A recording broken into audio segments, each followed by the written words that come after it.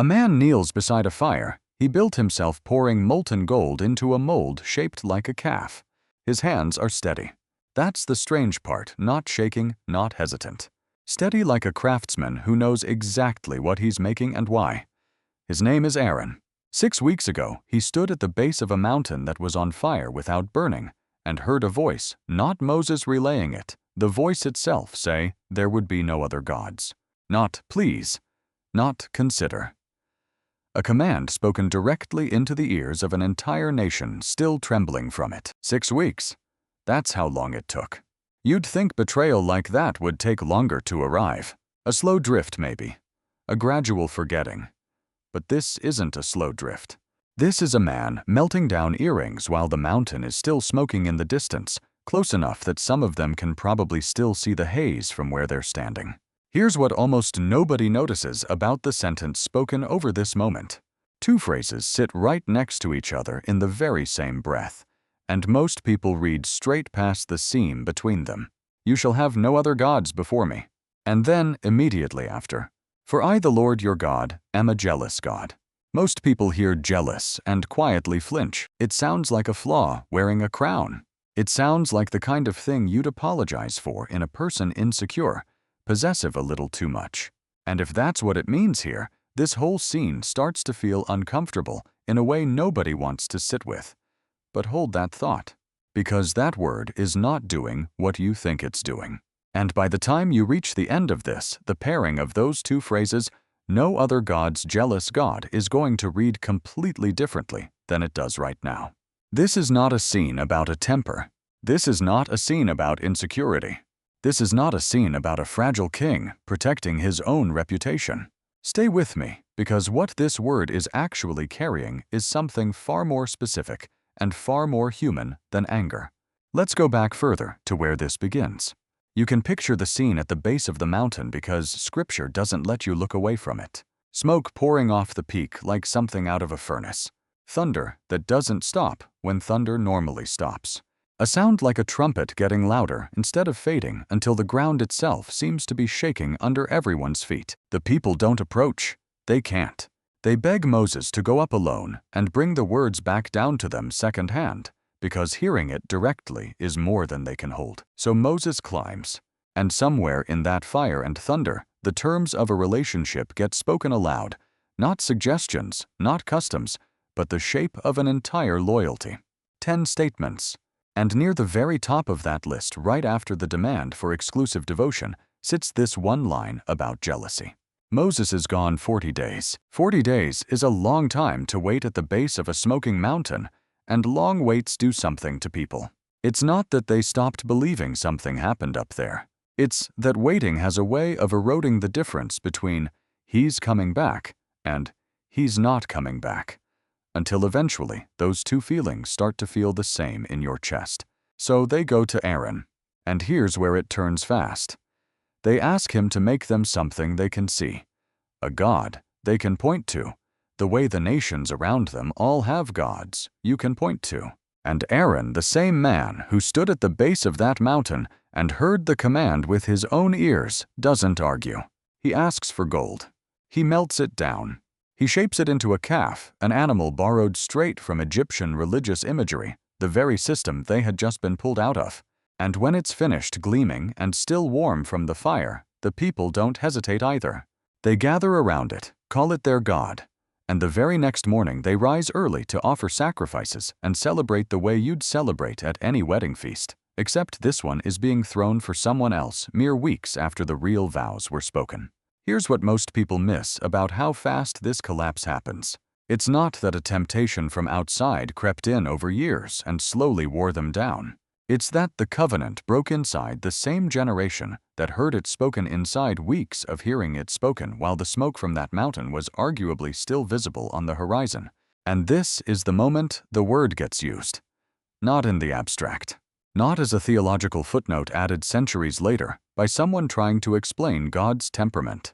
Right here in the immediate aftermath of a promise being made and almost immediately broken, this is where jealous gets attached to the character of God for the first time in direct connection to exactly this kind of moment. So here's the question worth sitting with for a second. If you found out someone you loved had made a promise to you and broken it within 6 weeks while the ink on it was barely dry, what would you actually want their reaction to be? Would you want a shrug? Here's what most people miss when they read that word, jealous, attached to God. They read it the way we use it about ourselves at our worst. The friend who can't stand you having other friends. The partner who checks your phone. That's not a flattering picture. And if that's genuinely what's being described here, then this verse is a problem, not a comfort. So let's look at the actual words in the actual language they were first spoken in. You shall not bow down yourself to them, nor serve them, for I, the Lord your God, am a jealous God. The Hebrew word sitting behind jealous is qanna. And here's the part that changes everything about how you should hear it. This is not a word for wounded pride. Go looking for where else this exact root shows up, and you land somewhere you wouldn't expect a chapter about marriage. A few books later in Numbers, there's a law describing what happens when a husband suspects his wife has been unfaithful and has no way to prove it. Picture the scene. A man standing in front of a priest, unable to sleep, replaying the same suspicion over and over, with no evidence, only a feeling he can't shake. He hasn't caught her. There's no witness, no confession, nothing but a coldness that won't leave him alone at night. The text names that exact feeling using the noun form of the very same root qin'ah, and it spells the scenario out in plain terms. The spirit of jealousy comes over him, and he is jealous of his wife, and she is defiled. Or the spirit of jealousy comes over him, and he is jealous of his wife, and she is not defiled. Same root, same family of meaning. Not a king protecting his throne. A husband watching a marriage he entered into with everything he had, wondering if it's already been broken behind his back. That's the register this word lives in. Not politics, not pride. Marriage. And Scripture doesn't leave that as an abstract comparison. Centuries later, a prophet named Ezekiel puts words directly into God's mouth, describing the day this covenant was first made, and the language is unmistakably a wedding, not a treaty signing. I spread my skirt over you and covered your nakedness. Yes, I swore to you and entered into a covenant with you, and you became mine. That's not diplomatic language. That's the language spoken over a bride. And once you see that, go back and picture the golden calf scene again, because it stops being about rule breaking and starts being about infidelity. 6 weeks isn't just soon anymore. It's the timeline of a bride who wandered before the wedding feast was even finished being cleared away. Here's an everyday way to hold this. A modern wedding vow still uses language almost nobody stops to think about forsaking all others. Not prefer this person most of the time.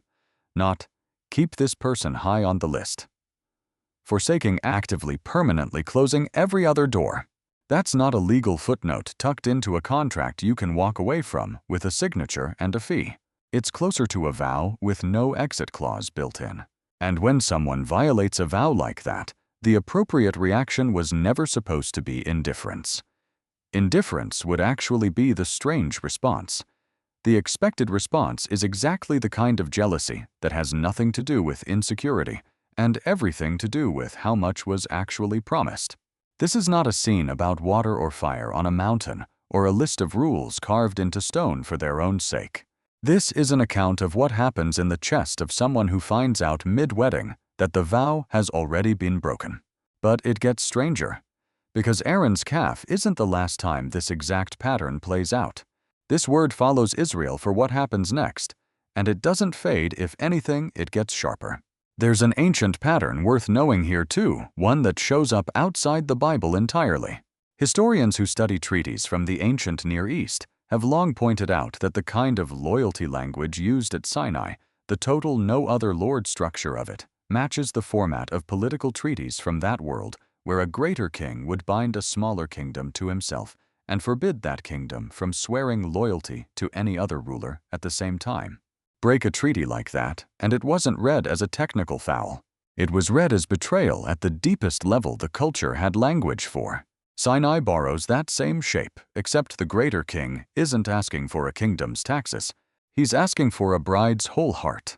Generations later, this same word gets spoken again at a different mountain in a different mouth. An old man named Joshua, near the end of his life, gathers the entire nation at a place called Shechem to renew the covenant one more time before he dies, and he doesn't soften anything. You cannot serve the Lord. He tells them plainly, for he is a holy God. He is a jealous God.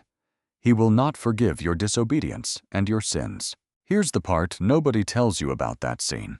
Joshua isn't threatening them. He's doing what a father does at his daughter's wedding when he pulls the groom aside and says quietly, I need you to understand exactly what you're promising before you promise it. That's not menace. That's someone who loves both people at the table enough to make sure the vow is heard clearly before it's spoken. And they say yes anyway. They choose it eyes open, knowing exactly what kind of God they're binding themselves to. Joshua takes a large stone that day and sets it up under an oak tree right where they're standing, and tells them the stone itself will stand as a witness against them if they ever go back on what they just promised. Stone as witness. The same material Moses once carried down a mountain. Here's what most people miss about jealousy as a concept if all they've ever heard is the word used badly. Go to the poetry the culture produced when it wasn't writing law. Go to Song of Solomon, a book that isn't legislation, it's love poetry written for a wedding. And even there, this same territory shows up. Jealousy is cruel as the grave, its flashes are flashes of fire, a very flame of the Lord. Not a flaw to apologize for. A flame.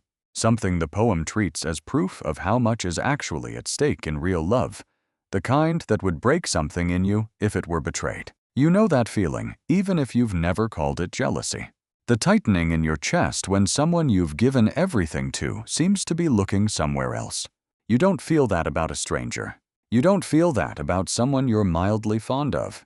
You only feel that about someone you've already handed the whole of yourself to.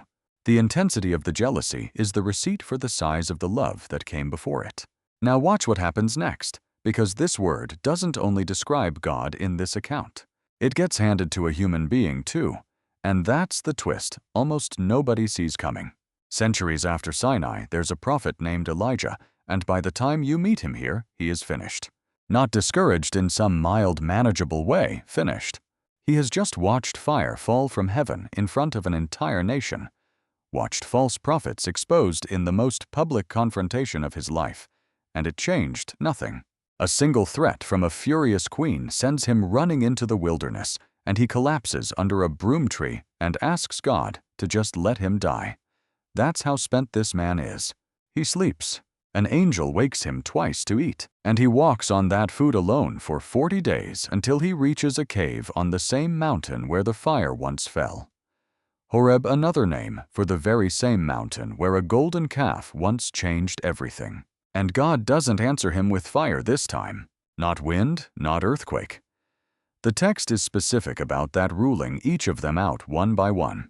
God answers him with something the old translations call a still small voice. And the first question that voice asks him is simple. What are you doing here, Elijah? And Elijah answers with one word that should stop you cold if you've been paying attention up to this point. I have been very jealous for the Lord, the God of hosts. Read that again. The exact same word. Not spoken about God this time, spoken by a human being about himself, and offered as something close to a badge of honor. Elijah isn't confessing a flaw. He's explaining his exhaustion. He burned himself out being jealous, protective, possessive, in the healthiest sense, unwilling to watch the thing he loved get betrayed, without a fight for a God he believed was worth that kind of loyalty.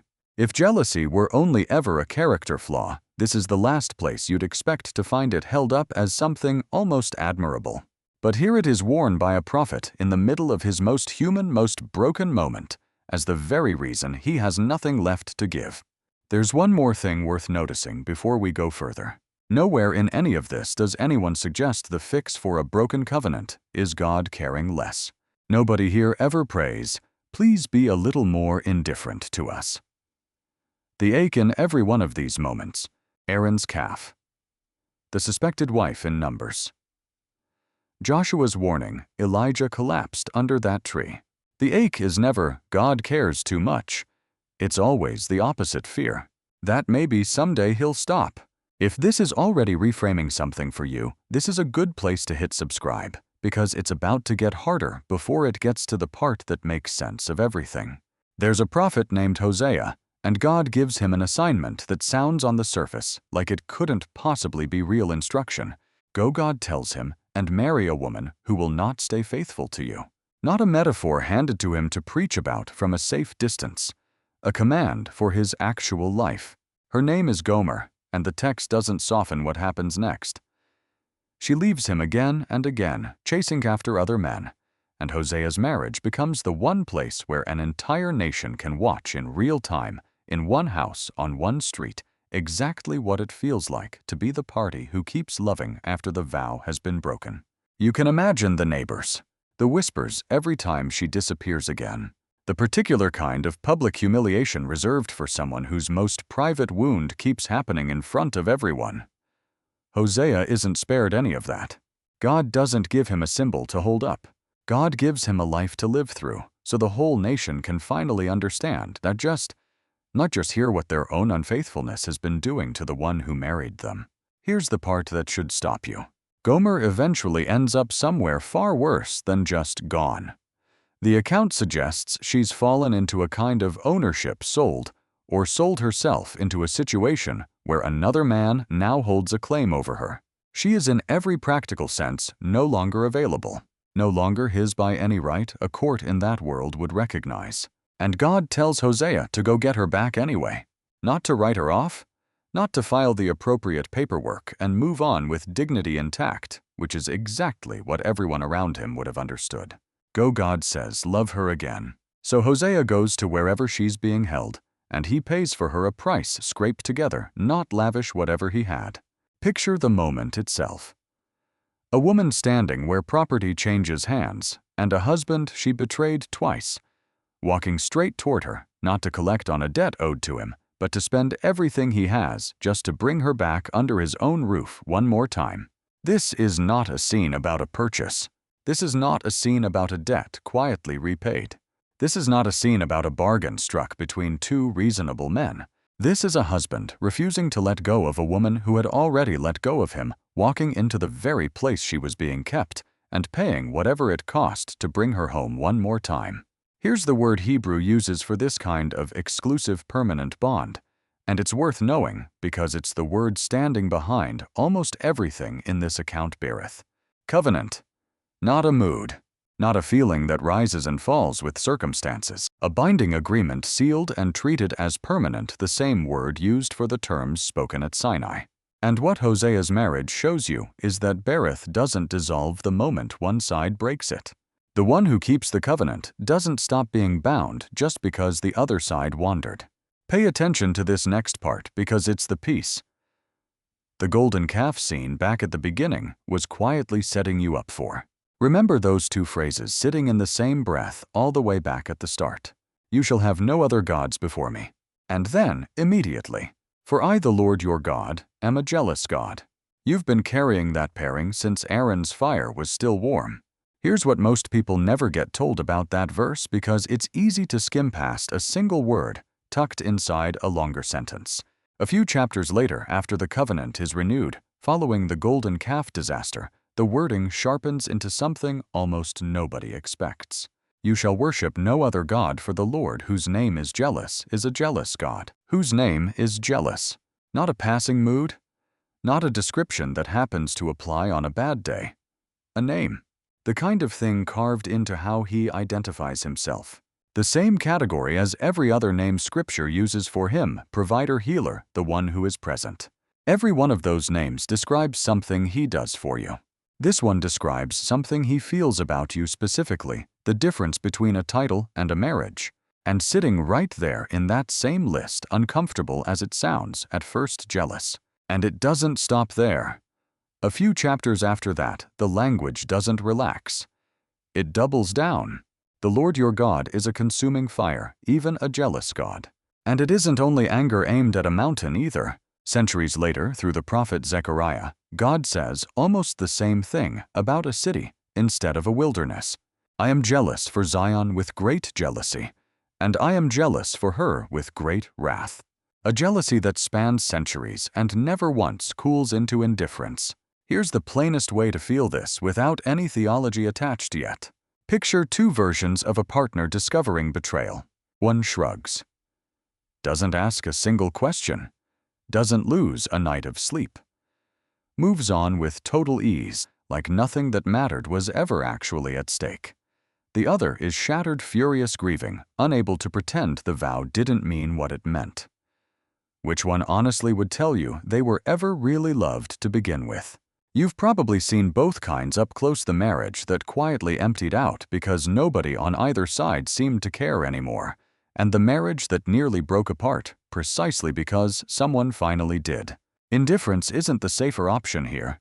Indifference is the actual insult. A God who felt nothing when his people ran to a golden calf. Nothing when Gomer walked out that door again and again would be confessing that none of it was ever a real marriage to begin with. Just paperwork. He could shrug off whenever it got inconvenient. The jealousy is not the flaw in this account. The jealousy is the proof that the vow was always real. And here's where it gets remarkable. Because this word doesn't stay locked in the Old Testament and stop there. Centuries later, a man named Paul, writing to a church he helped plant, uses this exact same family of language about himself on their behalf. I am jealous over you with a godly jealousy, for I have promised you in marriage to one husband. Same shape, same ache. The word survives every century between Sinai and the apostles because the thing it's describing, a love that refuses to be casual about betrayal, never goes out of date. So what do you actually do with a God like this? Here's the part worth sitting with longest. None of this, not the golden calf, not the law in Numbers, not Hosea walking into a marketplace to buy back a woman who'd already left him twice. None of it was ever framed as, and this is how you earn your way back into his good graces. Nowhere in this account does the fix come from the unfaithful side, finally working hard enough to deserve the relationship again. The fix always comes from the one who keeps the covenant reaching across the gap himself. Grace was never in competition with obedience here. Obedience was always meant to be what a rescued person offers back, not what a desperate person pays up front. That's the whole shape of it, stated plainly a few centuries after Hosea. For by grace you have been saved through faith, and that not of yourselves, it is the gift of God, not of works, so that no one may boast. For we are his workmanship, created for good works, which God prepared beforehand, that we should walk in them. Not earn them, walk in them. Obedience is the shape a rescued life naturally takes, not the fee charged at the door. That's the second commandment seen from all the way at the end of the account, instead of from the beginning. Keeping it was never the price of being loved. It was always meant to be the fidelity of someone who already is. Go back one more time to that fire on the mountain, the one Aaron stood in front of before he ever touched a piece of gold. For a long time that scene probably read to you like a courtroom. A king handing down terms, a nation trembling under the weight of rules they were about to break. But look at it again, now that you know what that word sitting in the middle of it actually meant. That wasn't a courtroom. That was an altar. That fire wasn't the temper of a ruler defending his throne. That was the intensity of a groom standing at the front of a wedding that hadn't even finished happening yet, already watching his bride glance toward someone else across the room. That's what was actually happening at the base of that mountain. Not a legal filing. A wedding vow spoken by a groom who already knew somehow that within 6 weeks it would be tested, and who said it anyway, because that's what love shaped like a covenant does. It doesn't wait for the guarantee of loyalty before it commits. It commits, and then it stays jealous enough to fight for what it committed to. And centuries after Hosea walked into that marketplace and paid for a wife who had already left him twice the promise behind all of it, finally gets spoken in the clearest terms it will ever get. I will betroth you to me forever. I will betroth you to me in righteousness, and in justice, and in loving kindness, and in mercy. I will even betroth you to me in faithfulness, and you shall know the Lord. Not a threat this time. A vow spoken forward instead of backward, promising the very thing Aaron's generation broke within 6 weeks. Here's what carries forward into your own life once you've seen it this way. Every time obedience feels like a transaction, a box to check a fee, To pay to stay in good standing, that's the golden calf logic sneaking back in. Treating the relationship like something that has to be re-earned every day. But if jealousy like this is real, if a name like jealous sits at the center of who God says He is, then obedience was never meant to be the price. It was always meant to be what faithfulness naturally looks like, coming from someone who already knows they're loved and has stopped needing to prove it. 3 things worth carrying out of this with you. First, jealous was never a mood attached to God on His worst day. By the time you reach Exodus 34, it isn't even a description anymore. It's His name. Second, your own obedience was never the entry fee. It's the fidelity of someone who's already been bought back, the way Hosea walked into that marketplace and paid for a wife who had already left him twice. And third, the one worth sitting with the longest, a God who could feel nothing when you wandered, would be the loneliest possible God to belong to. The jealousy was never the threat in this account. It was always the proof that He never once stopped being your husband, even on the days you forgot you were still married to Him. So here's what I actually want to know. Before today, had you ever thought of God's jealousy as something uncomfortable, maybe even something you avoided reading too closely? Tell me in the comments, because I'd genuinely like to know how many of us have been carrying that same quiet discomfort without ever tracing it back to a wedding. 6 weeks. That's all it took for the vow to be tested the first time. He showed up anyway.